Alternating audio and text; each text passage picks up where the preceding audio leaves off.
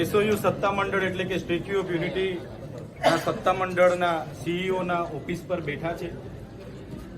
જે લોકોએ statue of યુનિટીમાં પોતાની મહામૂલી જમીનો આપી છે, એમની જમીનો સંપાદન કરીને જ્યારે લઈ લેવામાં આવી ત્યારે અમને વિશ્વાસ હતો કે સરકાર અહીંના સ્થાનિક લોકોને રોજગારી આપશે અને પ્રવાસનના નામે અહીંયા વિકાસ થશે. પણ અહીંયા મોટા મોટા બિલ્ડિંગો બનાવી દેવાથી, અહીંયા સ્ટેચ્યુ ઊંચા બનાવી દેવાથી અહીંયા આદિવાસીઓનો વિકાસ નથી થવાનો. જે રીતે નર્મદા ડેમમાં નર્મદા વિસ્થાપિતોએ પોતાની જમીનો આપી અને આજે પણ પીવાના અને સિંચાઈના પાણીથી વંચિત છે. આજે એ લોકોને જમીન નથી મળી અને નોકરી આપવાની વાત હતી તે પણ નથી મળી.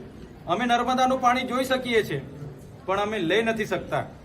ત્યારે આટલું બધું દેશના વિકાસમાં અમારું યોગદાન હોય, સ્ટેચ્યુ ઓફ યુનિટીમાં 6 ગામોની જમીનો ગઈ અને એ જ 6 ગામોના રિક્ષા ચાલકોને અહીંયા રિક્ષા ફેરવવા દેવામાં આવતી નથી.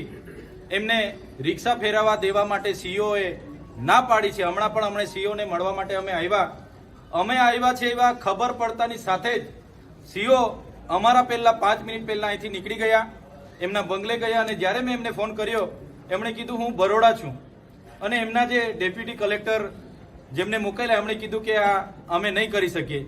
ત્યારે જે લોકો પ્રશ્ન ઉપસ્થિત થાય છે, જે લોકોએ જમીનો આપીને આજે રિક્ષા ચલાવીને પોતાનું જીવન નિર્વાહ કરે છે, તો કેમ આવા સીઓને તકલીફ પડે છે, કેમ અહીંના અધિકારીઓને તકલીફ પડે છે? એટલે આ સીઓ બીઓ આવા પોતાની મનમાની કરશે અને આદિવાસીઓ વિરુદ્ધમાં આવી માનસિકતા ધરાવશે.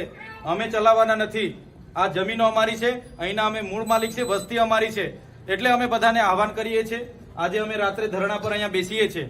અહીંયા પોલીસ આગેવાનોને, પોલીસ અધિકારીઓને પણ વિનંતી કરીએ છીએ, તમે તમારો કાયદો વ્યવસ્થા જાળવજો.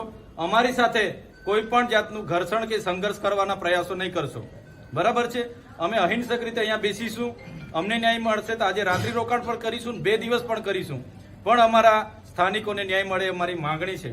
સાથે અમને તમે ધ્યાન દોરવા માંગુ છું, 2 વર્ષથી અહીંયા અમે શાળા, કેવડિયાના બાળકો ભણે એના માટે, શાળા માટે આંદોલન કરીએ છીએ. એની મેં મુલાકાત લીધી. કલેક્ટરશ્રીને કીધું 2 વર્ષથી એ શાળા હજુ મંજૂર થતી નથી. ભાડાના મકાનમાં ખંડેરમાં શાળા ચાલે છે. અને આ એસઓયુ સત્તામંડળનું 100 કરોડનું બિલ્ડિંગ એક જ વર્ષમાં તૈયાર કરી દેવામાં આવ્યું છે. તો અમારા બાળકોને પણ શિક્ષણ આપો, રોજગાર આપો, સિંચાઈનું પાણી આપો, તો અમારા લોકોનો વિકાસ થવાનો છે. અહીંયા સારા સારા ગાર્ડનો બનાવીને, ભવનો બનાવીને, એકતા મોલ બનાવીને તમે રૂપિયાના ટોકનમાં ઉદ્યોગપતિઓને આપી દેશો.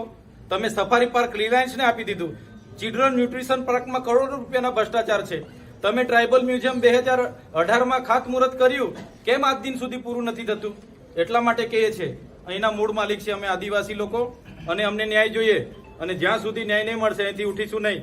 અને સીઓ જે ઉદ્ધતાઈથી અહીંના લોકો સાથે જે વર્તન વ્યવહાર કરે છે, અમે ધારાસભ્ય તરીકે આવતા હતા ને એ ભાઈ નાહી ગયા, તો તમારી આવી માનસિકતા દૂર કરી દેજો. નહીં તો અમે સંવિધાન સંવાદ જે દિવસે બહાર મૂકીશું, સીઓ બીઓ ડીડીઓ કલેક્ટરને કોઈને ઓળખીએ નહીં. એમણે ભૂલવું ના જોઈએ. સીઓ હોય, કલેક્ટર હોય કે ડીડીઓ હોય કે ધારાસભ્ય હોય કે સાંસદ હોય, આપણો બધાનો પગાર આ પ્રજાના ટેક્સમાંથી આવે છે ને આપણે નોકરી કરીએ છીએ. આપણે બધાના નોકર છે.